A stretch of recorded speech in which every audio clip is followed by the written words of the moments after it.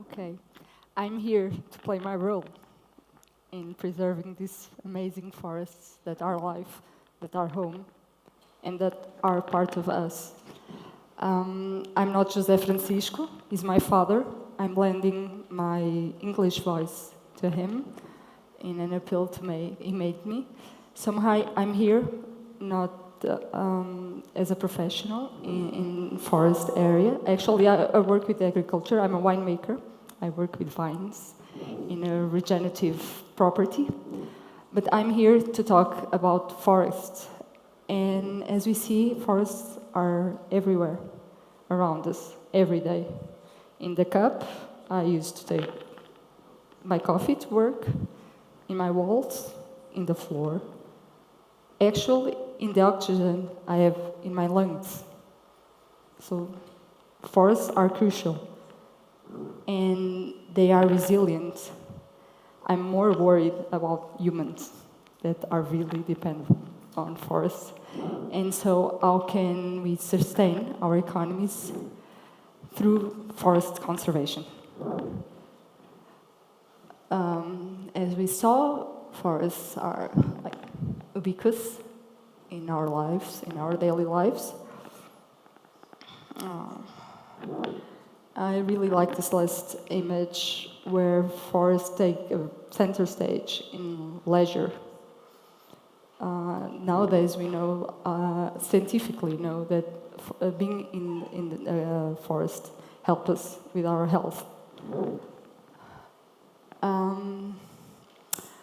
So let's see how can we balance the demands of society and our lifestyles with preserving forests.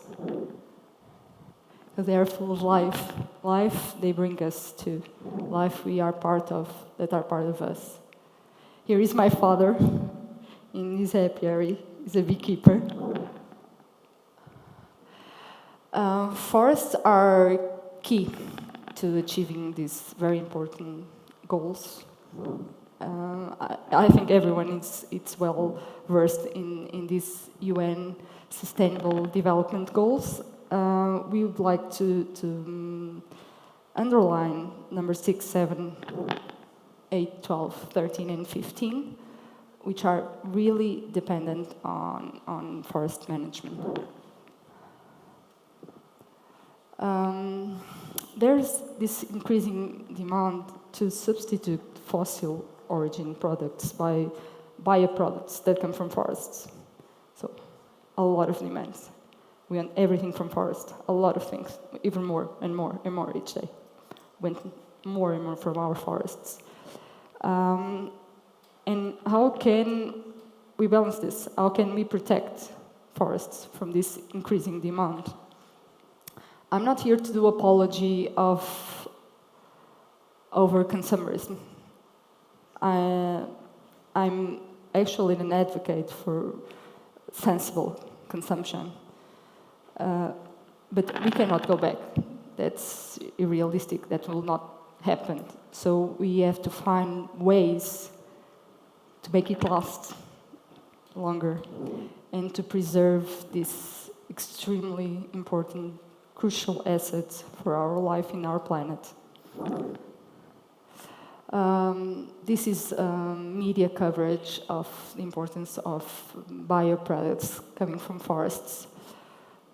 And that's the big question. How will we balance this? And I'm here to talk about what I know, what I see, what I watched my father and his colleagues do for the last 15 years. And they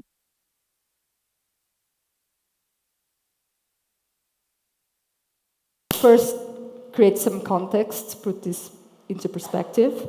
So we were talking about Portugal, and where business coming from forests and actually exports coming from forests represent 10.5% of total exports in Portugal. So it's a big, big chunk. So it's crucial and it's economically relevant. Mainly, our forests are I have cork trees, which is very important. As we know, we are world leaders in cork production, cork stoppers. We are very well known for cork stoppers. So, and also furniture production. You can see the numbers.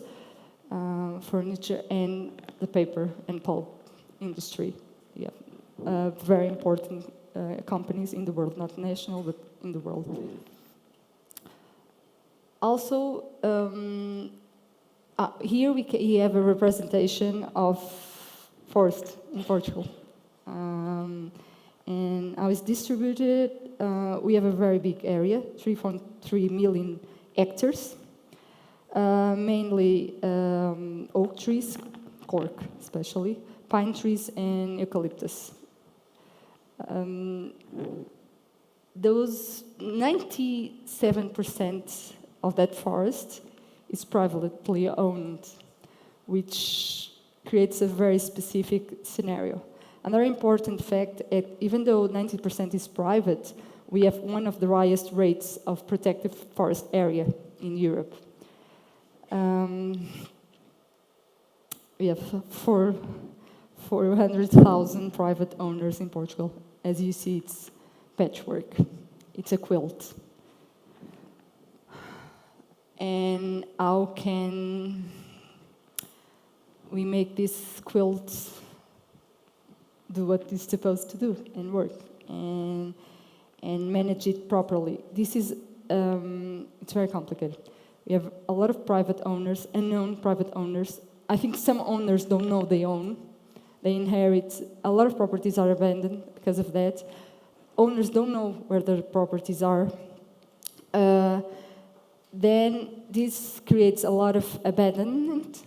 Forests are abandoned, and they are not managed at all. But they were managed before, and that's a problem because it's okay. Well, that's primitive forest. No, it's not the case. Usually, are forests that were planted and then abandoned, which makes it much worse. Some of the causes for this abandonment are low income. Actually, some people have expenses with maintaining forests, cleaning forests, and they think it's a source of expenses and not income. Also, tax policies are not very adequate or were not. It was also a very bureaucratic processed system to deal with forests and registries, etc., etc. So, Forestry Producers associations are critical. Coming together, working together, getting a voice, and becoming known and having a representation. And you cannot do that if you own one hectare. But if you can group a lot of owners with 1 hectare, you get a lot of hectares. And in 2009 or around that, a group of owners, they're very different people, of course, but united with this vision that forests were not well managed, started this association, a forest association of Baixo Volga. Baixo Volga is an area around the river Volga. And in 2009, there were 300 members.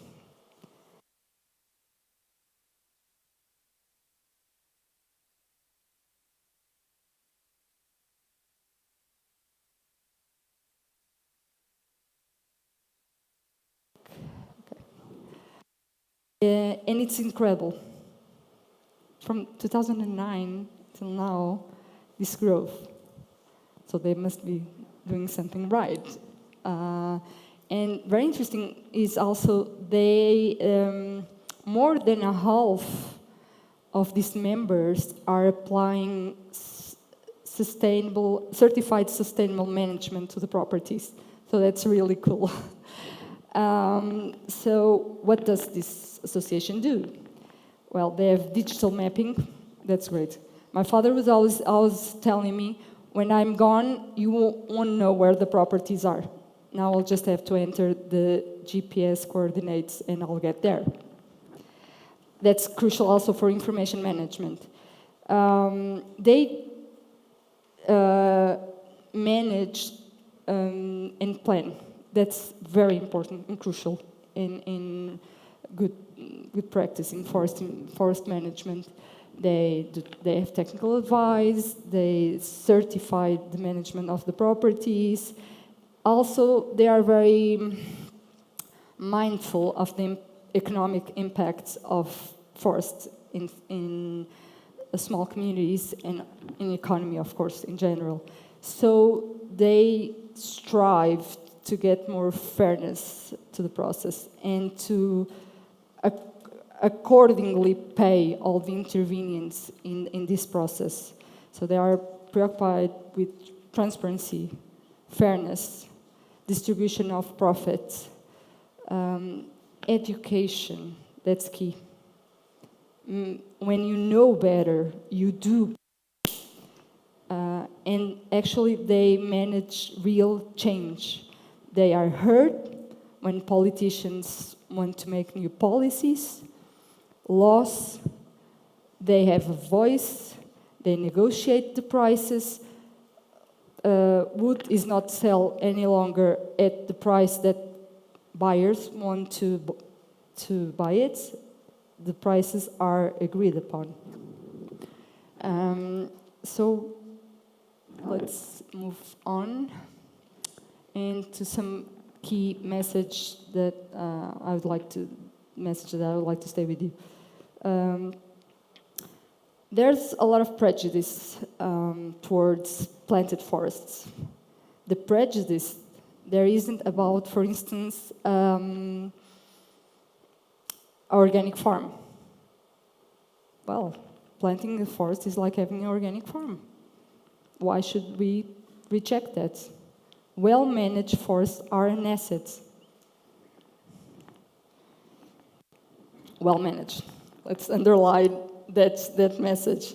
So good practices, especially certified management, it's key. Doing better. That's the key to transform human lives and to transform forests and to give them the recognition they need to have, because they are crucial, essential to our life in the planet. So good practice and certification are key. Well, that's another very interesting and important approach to forest management. Group management allows you to do land management. That is crucial to mitigate a lot of effects, climate change, threats to biodiversity, threats to water sources. So through association and planning and management, group management, we can also create an effect on that.